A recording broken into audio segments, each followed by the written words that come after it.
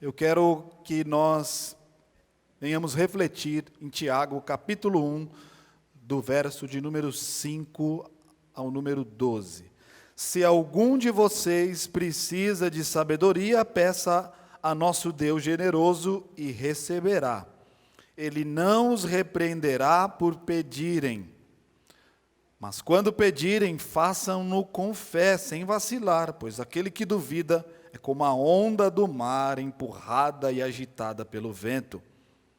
Ele não deve esperar receber coisa alguma do Senhor, pois tem a mente dividida e é instável em tudo o que faz. O irmão que é pobre tem motivo para se orgulhar, porque é digno de honra, e o que é rico deve se orgulhar, porque é insignificante. Ele murchará como uma pequena flor do campo. O sol quente se levanta e a grama seca, a flor perde o viço e cai, e sua beleza desaparece.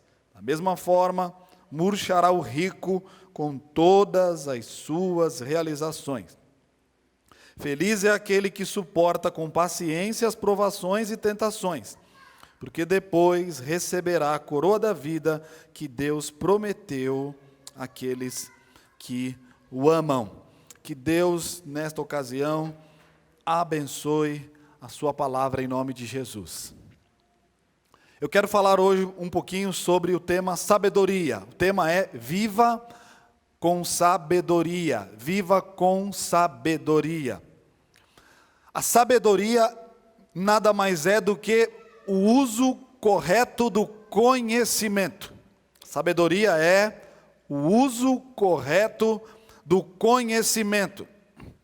A sabedoria é a habilidade de fazer escolhas piedosas nesta vida. Sabedoria é a habilidade de fazer escolhas piedosas na vida. A sabedoria é viver no mundo de Deus, segundo as leis de Deus.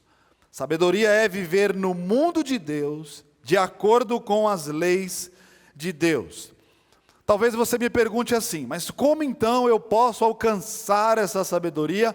Como essa sabedoria pode então fazer parte da minha existência? Então eu lhe digo, essa sabedoria, esse alvo, esse objetivo, ele só é possível quando você e eu somos capazes de aplicar os princípios da palavra de Deus à nossa vida.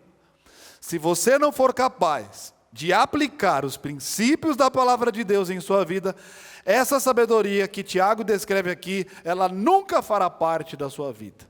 Nunca fará parte da sua vida. A sabedoria é a minha habilidade, com a graça de Deus, aplicando os princípios que estão aqui, à minha própria vida, ao meu cotidiano, às minhas decisões, ao modo como eu me comporto, o modo como eu trato a vida, as pessoas, as coisas, a minha realidade, o que me cerca. Isso então resume um pouco do que é a sabedoria. O uso correto do conhecimento de Deus. O uso correto das leis de Deus. Escolhas piedosas nesta vida. E eu quero então chamar a sua atenção para o verso de número 5, porque aqui no verso de número 5 você vai perceber que esse Deus a quem nós servimos é um Deus que nos dá sabedoria, porque Ele é generoso. Se algum de vocês precisar de sabedoria, peça a nosso Deus generoso e receberá. Ele não os repreenderá por pedirem, porque Deus, Ele é generoso. Ele é generoso. Engraçado, né? Muitas pessoas se oferecem, às vezes tendo em mente um objetivo de troca. Estou dando com essa mão, mas eu quero receber com essa. Outras pessoas às vezes se oferecem, mas elas querem ser citadas. Elas querem que você diga assim: fulano de tal nos ajudou, fulano de tal prestou esse serviço, fulano de tal fez esta doação. Mas o que a Bíblia está nos dizendo aqui, há outras pessoas também que ajudam e depois dizem assim: você viu o que eu fiz por você? Eu te ajudei, eu te emprestei, né? Nós somos assim. Mas o texto da Escritura está nos dizendo que Deus age diferente. Ele dá porque Ele é generoso. Ele nunca vai lançar no meu rosto uma dádiva que Ele me deu. Ele nunca vai dizer para mim assim: eu salvei você, eu morri na cruz por você, vê se anda direito na minha presença, você lembra daquele dia que eu te socorri? Não, Deus não faz isso. Ele nunca vai lançar no seu rosto uma dádiva que Ele te concedeu. Deus nos dá por amor, porque a natureza de Deus é dar.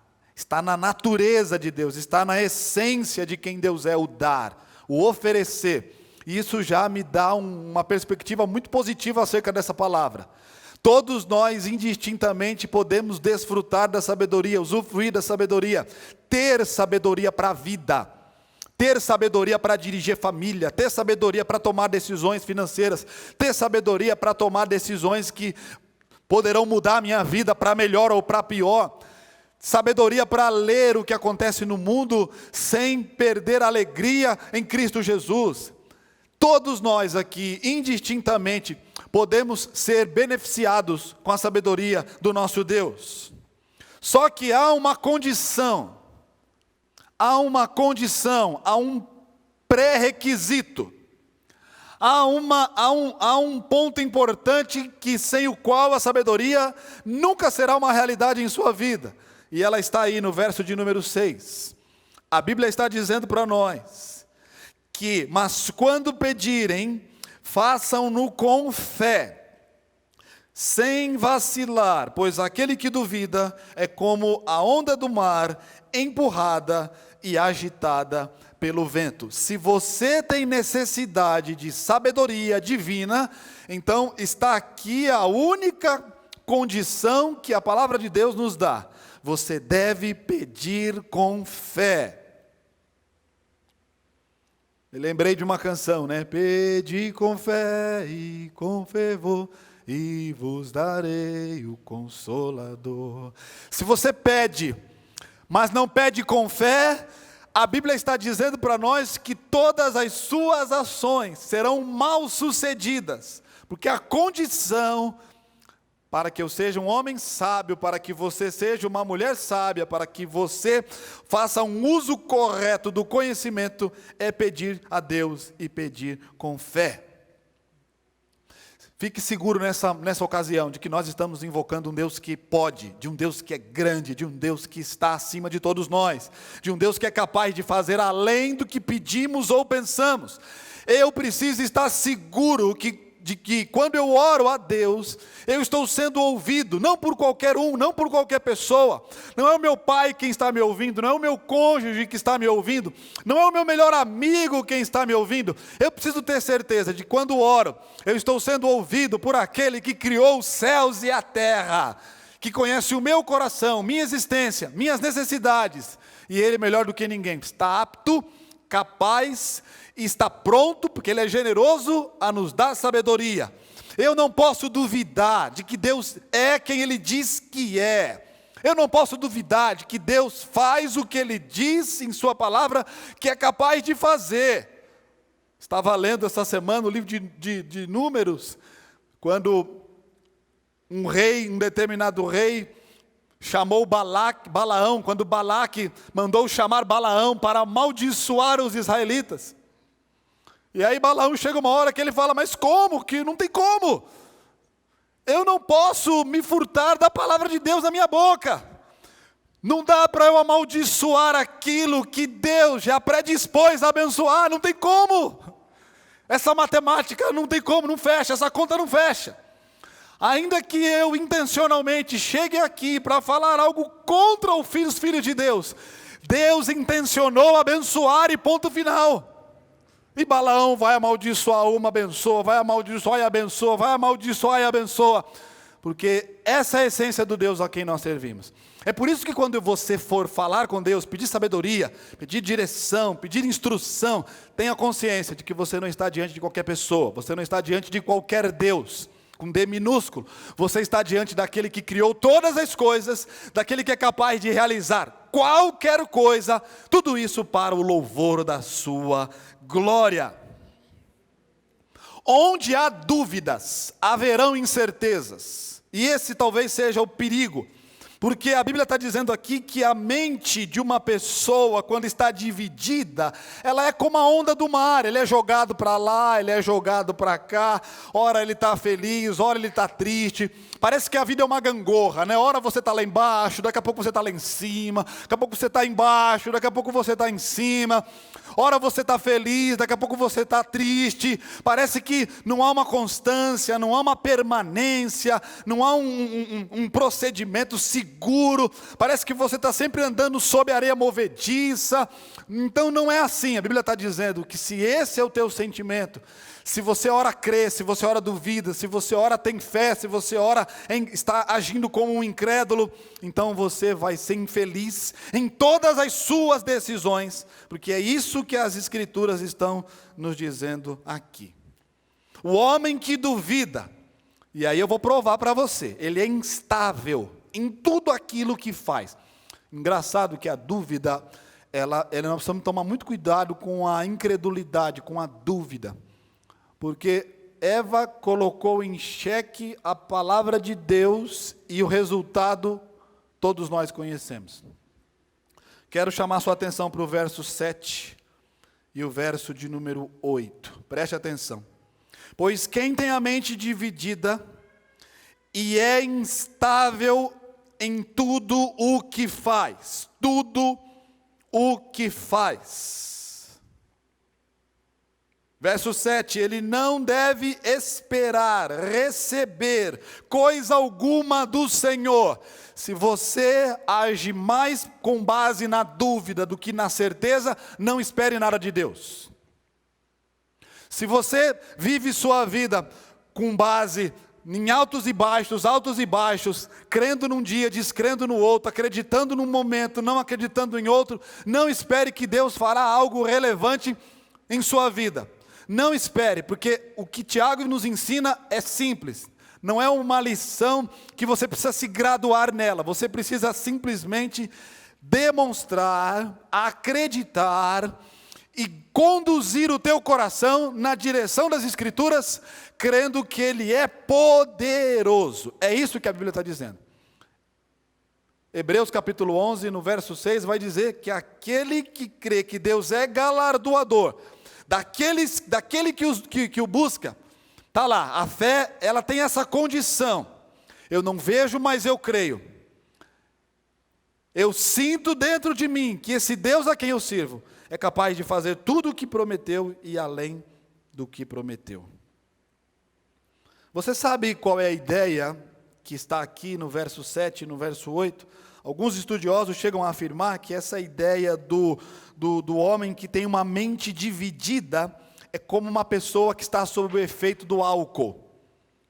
É como uma pessoa que está bêbada, ela está dando passos cambaleantes, ela está andando meio sem rumo, meio sem propósito, sem objetivo. Essa é a ideia do texto aqui. Aquela pessoa que está sob o efeito de alguma coisa, e aí ela não consegue alcançar o propósito de Deus para a vida dela. A ideia aqui é uma pessoa que tem duas almas, dentro do mesmo corpo, duas mentes. Essa é a ideia, aquela pessoa está dividida. Enquanto uma crê, a outra está duvidando. E aí há uma guerra civil dentro daquele indivíduo. Ele confia, ele desconfia, e ele fica nessa batalha do coração, né? Do coração que não crê, do coração que quer crer, mas está fraco, ele não consegue. Ora ele fala, vou ler a Bíblia, ele começa, daqui a pouco, não consigo. Ele ora um pouco, não posso, eu desisto, vou tentar outro caminho. Então, esse indivíduo, as Escrituras nos revelam, não está vivendo em sabedoria, e não espere receber alguma coisa do Senhor, se o teu coração anda tão instável nesse ponto. O apóstolo Pedro, quando Jesus estava andando sobre as águas, a princípio pensaram que era um fantasma, mas quando viram que era o Senhor, Pedro falou, me mande contigo. E aí Jesus falou, vem. E Pedro começou a andar sobre as águas. Não foi uma miragem, não foi um sonho, isso não é um conto, isso é real, isso aconteceu. Pedro literalmente começou a pisar sobre as águas, começou a andar sobre as águas, mas a Bíblia diz que o vento forte, a Bíblia diz que a circunstância que estava ali, fez com que Pedro duvidasse, e a dúvida fez com que ele afundasse. É isso que acontece, e é isso que Tiago quer nos ensinar aqui. Essa é a mente dividida. Pare de viver como uma rolha, subindo e descendo. Porque se você demonstra esse tipo de comportamento, você está revelando então que você não é maduro o suficiente para vivenciar na sua plenitude os bons planos do nosso Deus. E aí Tiago começa a segunda e última parte dessa reflexão, mostrando para nós duas características muito singulares. Primeiro, o valor do pobre. E segundo, a consciência de humildade que o rico deve ter. O pobre tem valor e o rico tem que aprender a se submeter em humildade. E eu acho isso lindo. Olha o verso 9 para você ver essa verdade aí. O irmão que é pobre tem motivo para se orgulhar, porque é digno de honra. Ou seja, Deus aqui está dizendo que o pobre, a despeito de ser pobre, porque ser pobre não define quem somos. Andar de automóvel, de ônibus, de lotação de bicicleta não define quem você é. Ganhar 500 mil, 2 mil, 50 mil, 100 mil não define quem você é. Andar com a roupa comprada numa loja de conveniência, num brechó, ou andar com um vestido com as melhores marcas do mundo não define quem você é. Coisas não definem quem somos. E a Bíblia está dizendo aqui que o pobre, a despeito de ser pobre, se ele está em Cristo, ele é alguém com quem Deus pode contar. É isso que a Bíblia está dizendo. Deus conta com os ricos e também conta com os pobres, desde que os pobres e os ricos estejam submissos à palavra de Deus. É isso que a Bíblia está dizendo aqui. E é por isso que o apóstolo Tiago valoriza o pobre, porque ele está dizendo o seguinte: o pobre convertido tem valor para Deus e pode realizar grandes coisas para Deus. Eu já vi homens e mulheres analfabetos falando de Cristo Jesus com autoridade. Nem sequer uma educação formal pode determinar quem somos. O que determina quem somos é se estamos em Cristo Jesus, 2 Coríntios 5,17. Está aí agora um conselho para os ricos. Verso de número 10, olha o conselho do rico. O rico tem que ter humildade. Está dizendo aí, e o que é rico deve se orgulhar, porque é o que? Insignificante, isso é humildade. Ele murchará como uma pequena flor do campo. O problema não é ser rico, e o problema não é ter muito dinheiro, o problema é saber, esse dinheiro, essa riqueza está a serviço de quem? Porque o rico pensa que com o dinheiro ele pode resolver tudo, mas ele se engana, porque essa é uma ilusão, isso é como pisar num terreno instável. Riqueza não garante absolutamente tudo. E o rico tem a tendência de se orgulhar em sua riqueza, porque ele entende que com esse patrimônio, com esses dividendos, com esse recurso, ele pode então chegar a qualquer lugar, ele pode comprar qualquer pessoa, ele pode realizar absolutamente tudo aquilo que ele quiser. E não é isso que Paulo está dizendo, Tiago está dizendo, aliás. Tiago está nos dizendo, o rico deve se orgulhar, e deve se orgulhar da sua insignificância, porque ele é tão pequeno quanto o pobre aos olhos de Deus. Porque a sabedoria é o uso correto do conhecimento. Você pode ser pobre e não ser sábio, assim como você pode ser rico e não ser sábio. Você pode ser pobre e uma pessoa piedosa e sábia, como você pode ser rico e agir tolamente, humilhando os outros e fazendo dos outros, pensando que os outros estão ao seu serviço. Ricos e pobres, letrados e letrados, negros e brancos, são as mesmas pessoas, homens e mulheres, aos olhos santos de Deus, têm a mesma dignidade, têm o mesmo brilho, têm a mesma glória, porque é assim que Deus nos trata. Se você tem mais recursos, use-os com sabedoria para a glória de Deus. Se você tem menos recursos, use o pouco recurso que Deus te deu para benefício do seu reino e para a glória de Deus. Não importa o quanto você tem. O que importa é o meu coração a serviço deste Deus com o que eu tenho. É isso que faz toda a diferença, é isso que é sabedoria. E por último, então, em terceiro lugar, há um prêmio. Diga comigo, a sabedoria tem um prêmio. É isso, um prêmio. Está aí descrito no verso 12, que é o último verso. Feliz é aquele que suporta com paciência as provações e tentações, porque depois receberá a coroa da vida que Deus prometeu àqueles que o amam. Que palavra maravilhosa para nós nessa manhã. Eu quero dizer a você o seguinte, a Bíblia está dizendo aqui que feliz é a pessoa que suporta. Feliz é a pessoa que aguenta.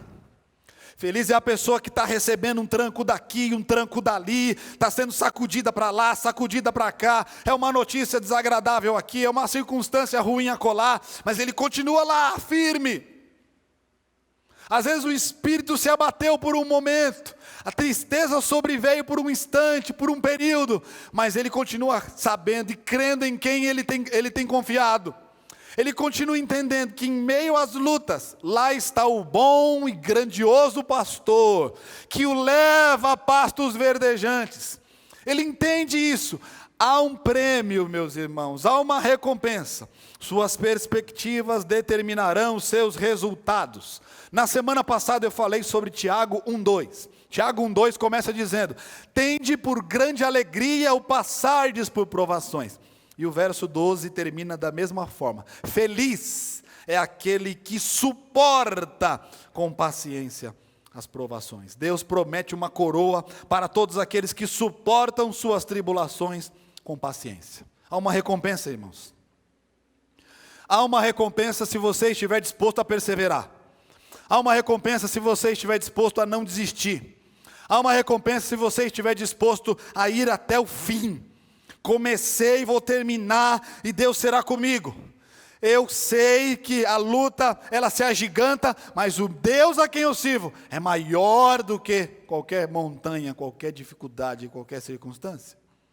Todo cristão precisa ser perseverante, com o objetivo de alcançar um caráter firme. Você sabe que o atleta, ele é submetido, os atletas de alto rendimento são submetidos a treinos constantes, para melhorar a performance, para melhorar o desempenho, para melhorar, não é, a sua capacidade. E é isso que a Bíblia está dizendo para nós aqui. O cristão, ele deve suportar as pressões da vida, para que ele ganhe resistência espiritual, para que você seja fortalecido, amadurecido. Lembra que na semana passada eu disse que o diabo quer tirar de você o pior de você, mas Deus não, Ele quer extrair de nós o que há de melhor em nós.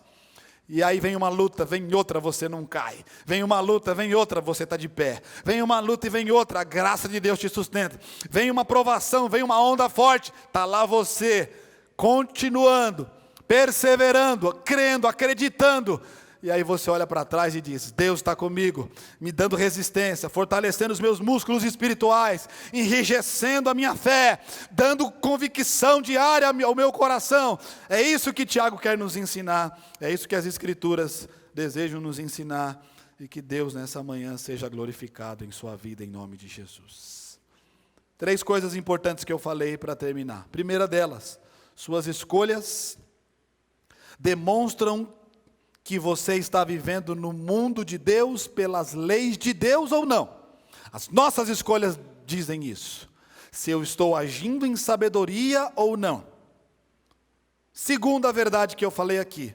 Sua vida, ela não pode ser caracterizada por altos e baixos. Por aquela gangorra, por aquela roda gigante, lá em cima, lá embaixo, lá em cima e lá embaixo. Se você anda desse jeito, peça a graça de Deus para você ficar firme.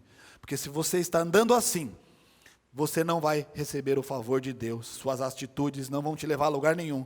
E você será uma pessoa melancólica, feliz, infeliz, depressiva e por aí afora. É por isso que todos esses sentimentos nos acometem. Porque a gente começa a duvidar, a gente começa a descrer, a gente começa a não acreditar, nem nós mesmos, nos outros. É por isso que as coisas acontecem assim. E por último, ame a Deus de todo o seu coração, porque há uma recompensa naqueles que amam o Senhor. Há uma recompensa. Que Deus te abençoe nessa ocasião, em nome de Jesus. Eu quero orar. Feche os olhos, por favor, em nome de Jesus. Pai querido, nesta ocasião queremos glorificar e bendizer o Teu nome. Queremos adorá-lo na beleza da Tua santidade. Queremos reconhecer a grandeza da palavra de Deus que está diante de nós. Esta é uma palavra poderosa. Nos ajude, ó Deus, porque a sabedoria é o uso correto do nosso conhecimento. Nos ajude, ó Deus, a fazer escolhas piedosas nesta vida. Nos ajude, ó Deus, a viver no mundo de Deus pelas leis de Deus. Que nós sejamos capazes de aplicar a palavra de Deus às nossas vidas, ao nosso cotidiano. Ajuda, ó Deus, este pai, ajuda esta mãe, ajuda este filho, ajuda esta filha, ajuda, ó Deus, este homem, esta mulher, a decidir, tomar decisões piedosas em suas vidas, e que a bênção de Deus seja sobre a tua vida, sobre o teu coração. Que a incredulidade, a incerteza, a instabilidade espiritual venha, ó Deus amado, fazer parte do nosso passado. Que nós, ó Deus amado, venhamos ter convicção, certeza, fé de que aquele que começou uma boa obra em nós é fiel para completá-la. Que a graça e a bênção de Deus sejam sobre a sua vida, em nome de Jesus. Amém.